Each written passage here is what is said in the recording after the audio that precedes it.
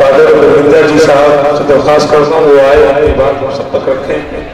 मुकर्रिरीन से गुजारिश है वक्त और मौजू का बहुत ध्यान रखें, क्योंकि हर धर्म के पेशवा हमारे तशरीफ मौजूद हैं, जैसा कि आप धन्यवाद देख भी रहे हैं और सुन भी रहे हैं। आप सबों को प्रणाम। तो आज मुझे बहुत खुशी हुई है कि ये कार्यक्रम में मैं भी शामिल हूँ।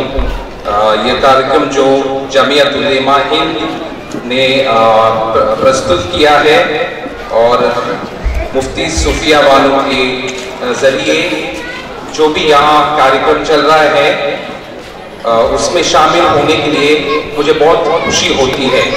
और वैसे भी मैं ये कार्यक्रम के जो भी निर्देशक हैं अभी से शुरुआत में ही मैं मेरे धन्यवाद कहना चाहता हूँ।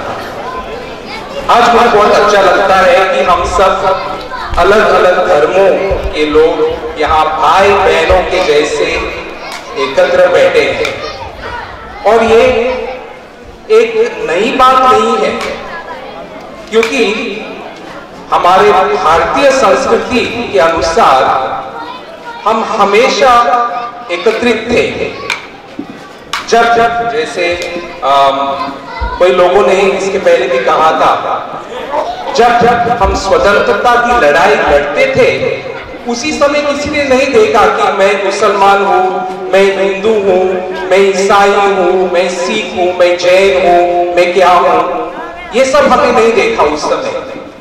लेकिन बहुत एकता के साथ हमने साथ साथ इस अंग्रेजों को हमारे मुल्क से बाहर निकाला।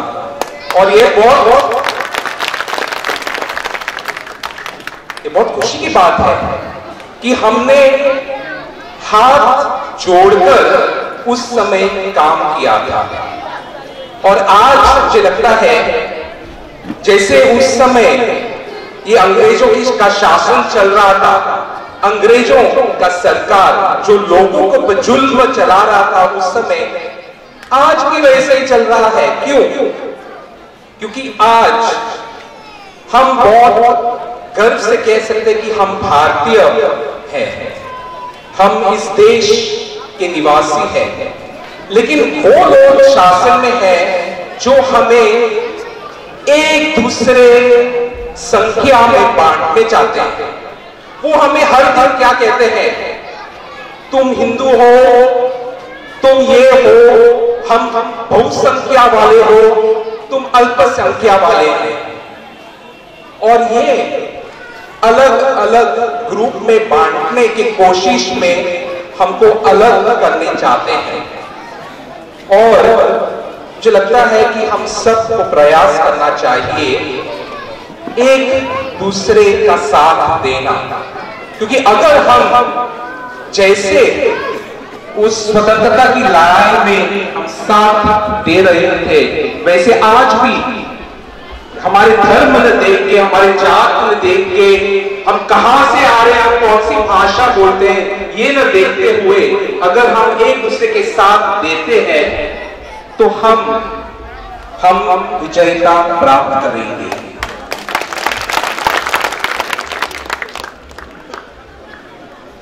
आज मैं आपसे धर्म ये शब्द के ऊपर थोड़ा कुछ कहना चाहता हूं। धर्म या मजहब का मतलब क्या है?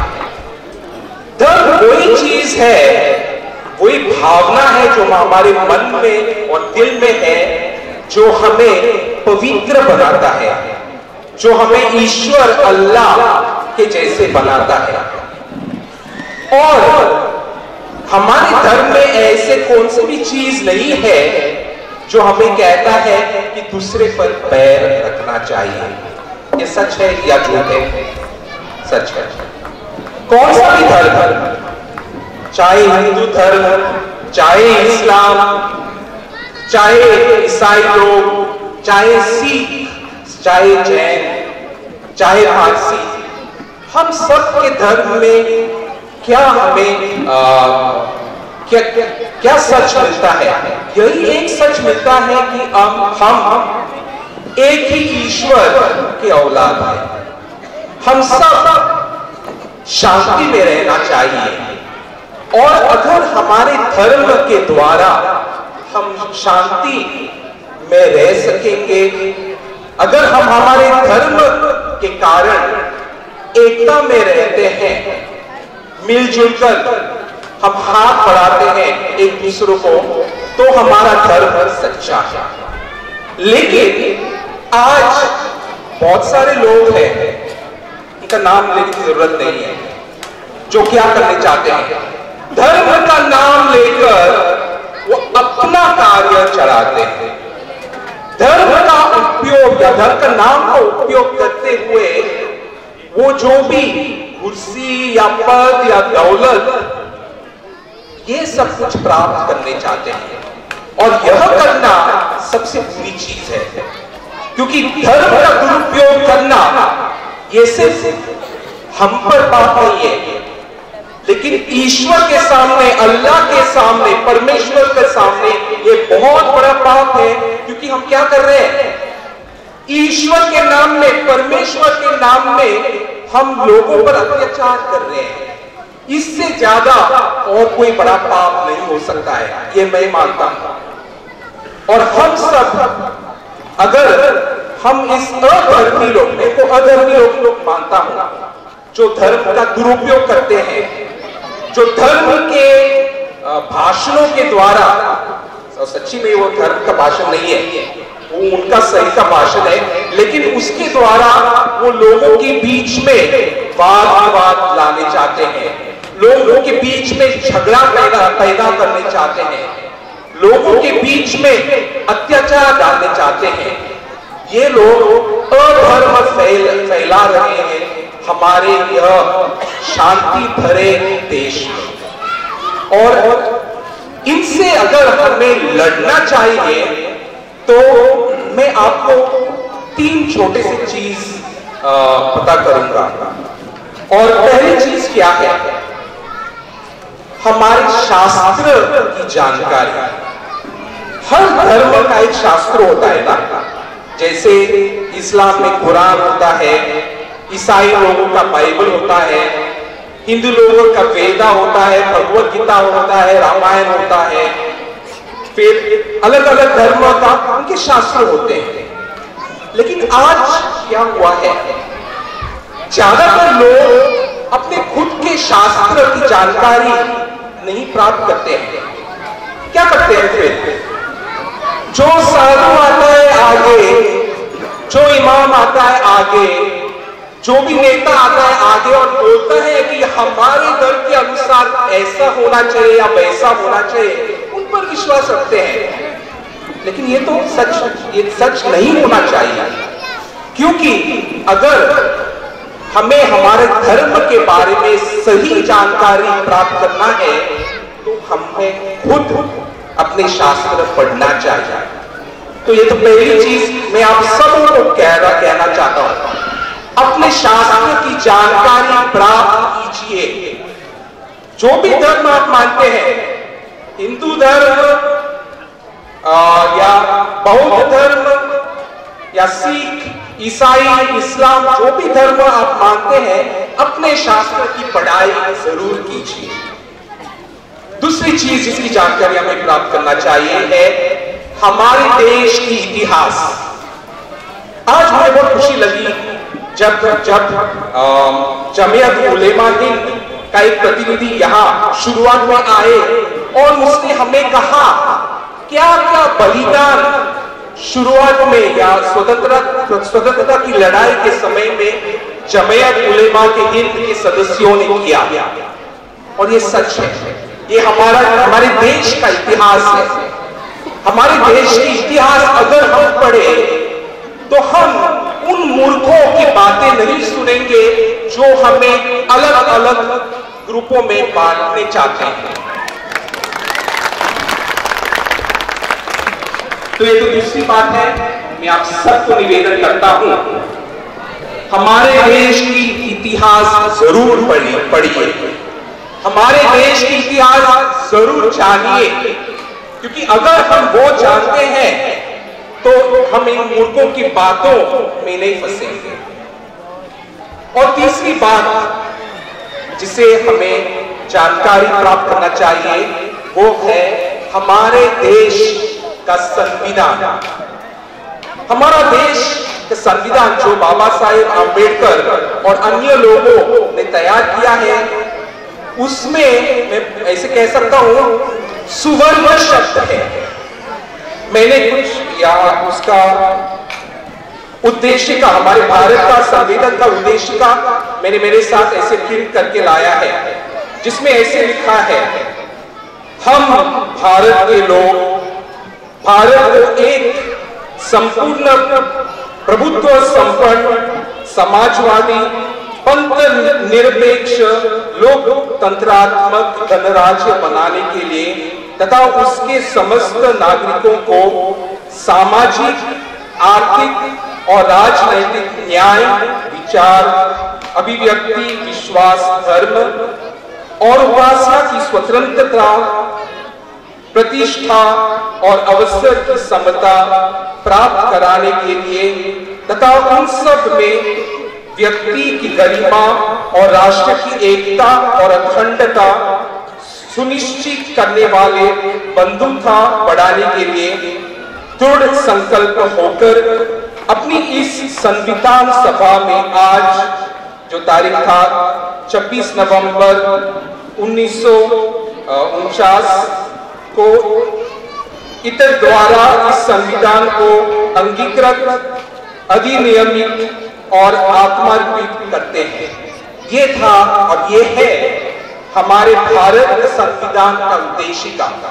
और इसमें 4 बहुत मूल्यवान शब्द हैं, और वो 4 शब्द हैं न्याय, स्वतंत्रता, समता और बंधुता।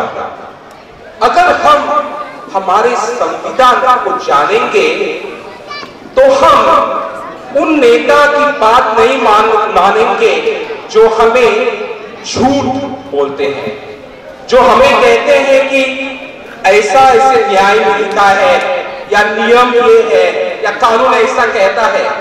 लेकिन अगर सच में हम संविधान की बातें मानते हैं और उसकी जानकारी हम प्राप्त करेंगे तो हम सीधे सीधे बोल सकते हैं जो आप कह रहे हैं तो सच नहीं है।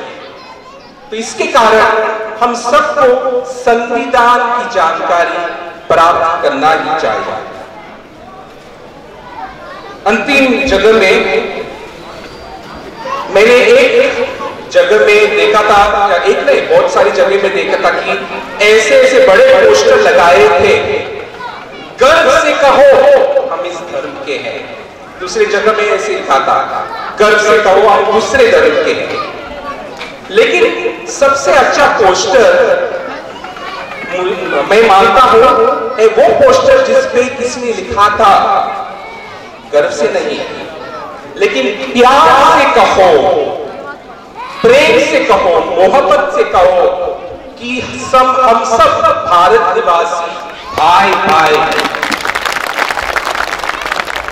ये शब्द बहुत अच्छे हैं, गर्व से नहीं लेकिन प्यार से कहो कि हम भाई भाई हैं।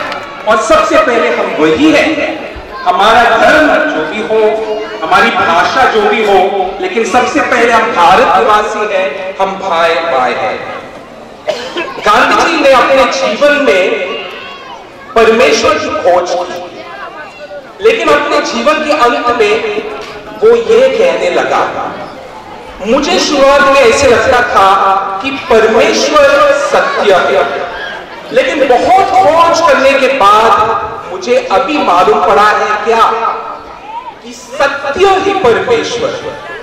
तो अगर हम हमारे जीवन में सत्य की खोज में रहे तो हम धर्मी मनुष्य बनेंगे, हम हमारे धर्म को पूरी तरह से निभा सकेंगे। अगर हम सत्य की खोज में रहते हैं। तो इस सत्य की खोज में रहना बहुत ही जरूरी है। क्यों? क्योंकि आजकल समाचार में, बातमी में बहुत झूठे झूठे चीज आते हैं।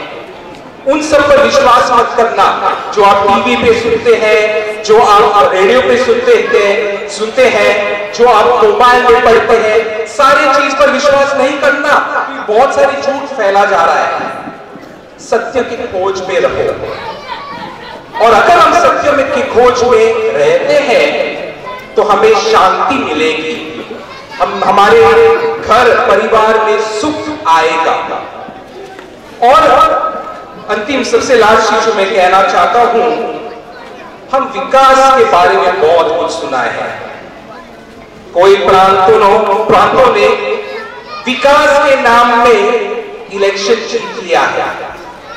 लेकिन मेरा एक ही प्रश्न है, ये लोग बोलते हैं कि सब लोगों को कहना चाहिए भारत माता की जय।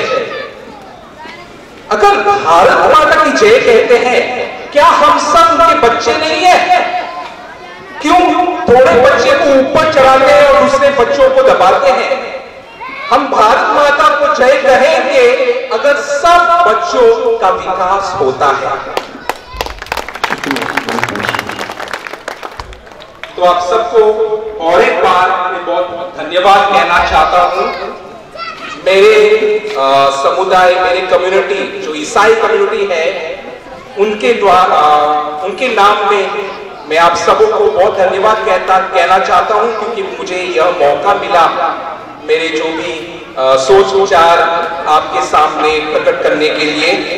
और मेरी आशा, मेरी प्रार्थना परमेश्वर से, ईश्वर से, अल्लाह से, जो भी नाम से हम ऊपर वाले को पुकारते हैं, एक ही प्रार्थना है कि हम सब एक रहकर, हम समता में रहकर, हम सत्य के खोज में रहकर, हम प्रेम में रहे, हम एक दूसरे को हाथ हमेशा देते रहे, क्योंकि ऐसे ही हमारा देश महान होगा, ऐसे ही हमारे मुल्क में शांति रहेगी और विकास भी आएगा।